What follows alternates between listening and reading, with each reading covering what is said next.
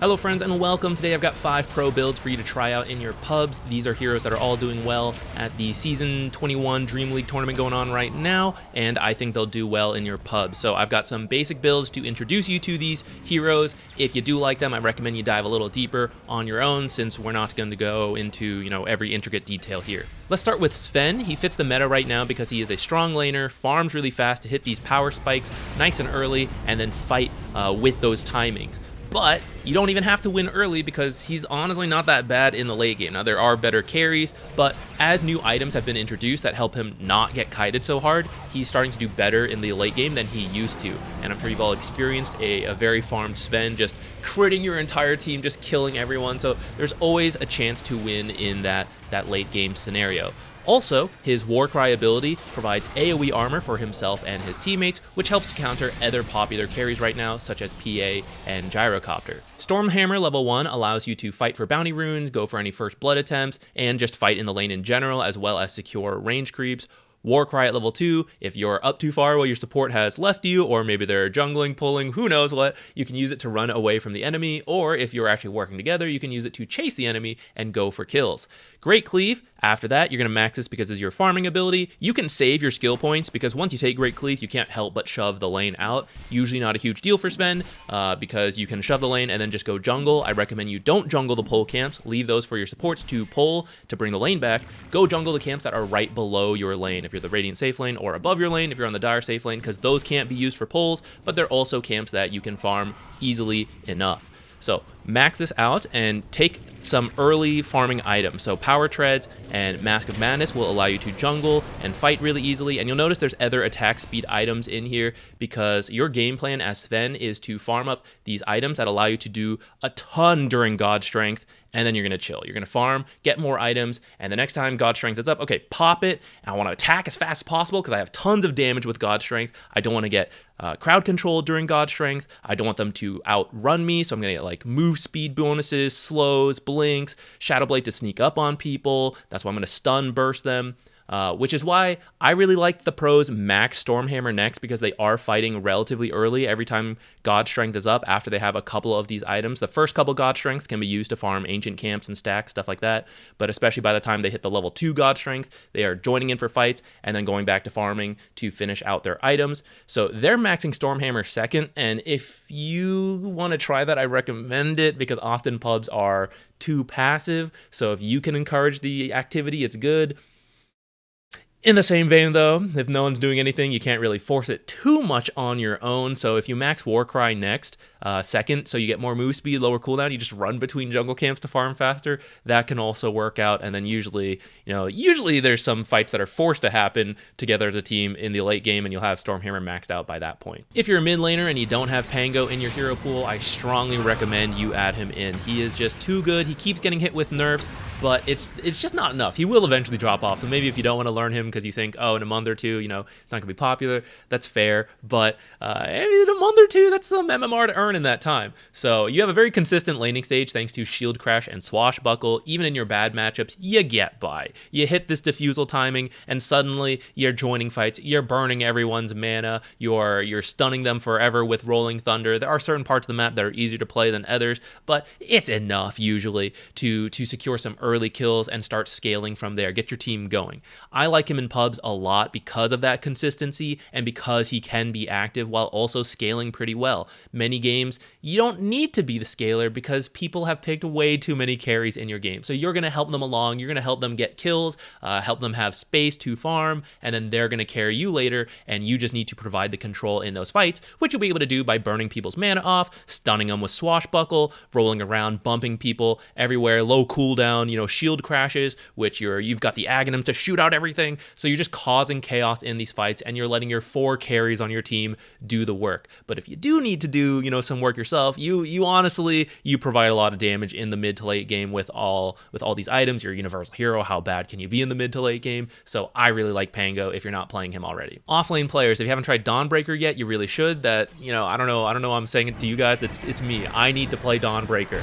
she is so strong. The laning stage, Celestial Hammer, and Starbreaker are a ton of damage on their own, and any of the popular 4s combo with this. They either set it up or they add a lot of damage in while you slow and you stun them. So a lot of easy kill combos there, and then off that strong laning stage, you buy items to help you farm pretty quickly, and because you're doing well, people don't really want to run to you to gank you, but they have to because they go somewhere else. You're just going to ult over there with Solar Guardian, which is a global ability, very powerful in pub games to bring the numbers and allow you to farm effectively throughout the whole game, because wherever your team doesn't want to be, you go there, you farm, you ult in, you bring all your power, and the coordination to gank the correct target is often lacking in pub games. So that's part of why she is so strong. Starbreaker, max seconds, sometimes Luminosity, kind of depends. You can swap it as you see fit. Like I said, dive deeper on your own, but she's good for the reasons I explained, so that's kind of all we're gonna say here. For the support positions, I've got 2 heroes that can actually play both roles each, so if you want to swap it around, that is fine.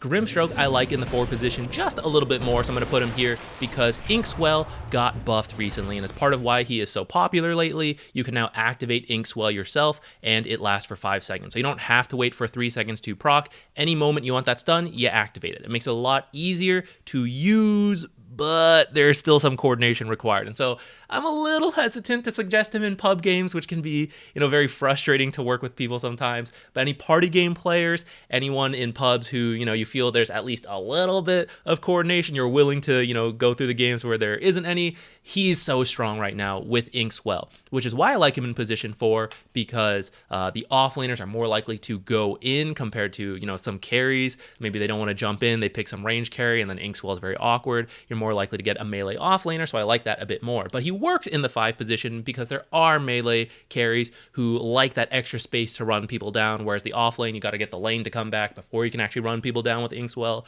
But whatever, you work it out, you get Inkswell going, and it's just very powerful in these early fighting metas.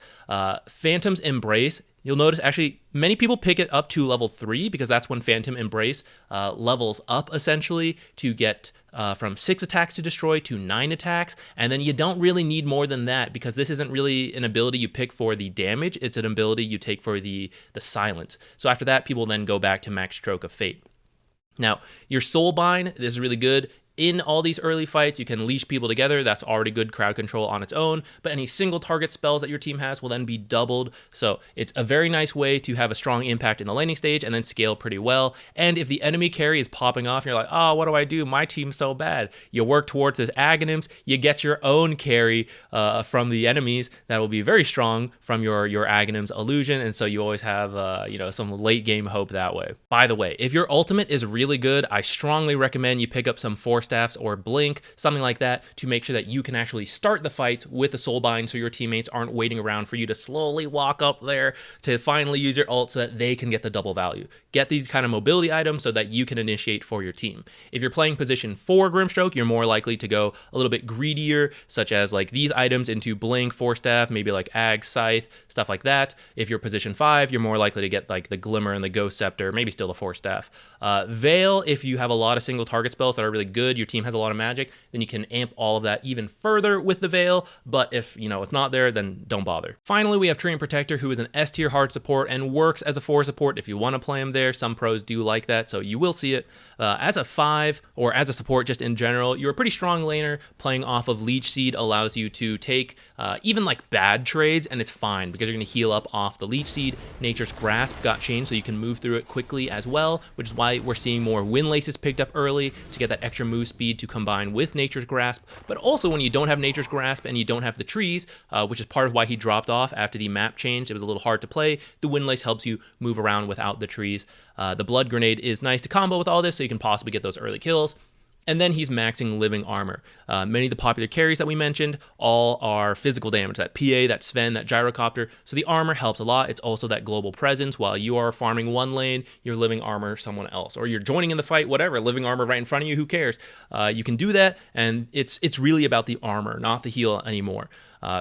This build you'll see a lot, maxing the Leech Seed next and then Nature's Grasp. Some people do take Nature's Grasp second instead. The talents, you pretty much don't take the talents until you max out Nature's Grasp. So if you max it second instead, go ahead and like take it a little earlier, but if not, you take it after. His ultimate is also very strong against those same carries who want to get a lot done in their BKB. Overgrowth pierces BKB and requires them to have a second Dispel, otherwise they can't attack throughout the duration of Overgrowth, which goes up to 5 seconds, and a BKB is 6 seconds. So if they BKB and you immediately ult, that's pretty much their whole BKB down if they have no way to deal with Overgrowth. So you're going to force them into a new itemization path that maybe they didn't want to go, or at least they're forced into this way, or you just, disarm them the whole time. Thank you for watching. Let me know what you think of this format. Usually we pick one hero and just dive deeper into that, but with a tournament going on, I thought I would highlight several heroes that are really strong right now for you all to try. So let me know what you think of that, if you prefer one format or the other. Thank you. See you in another video.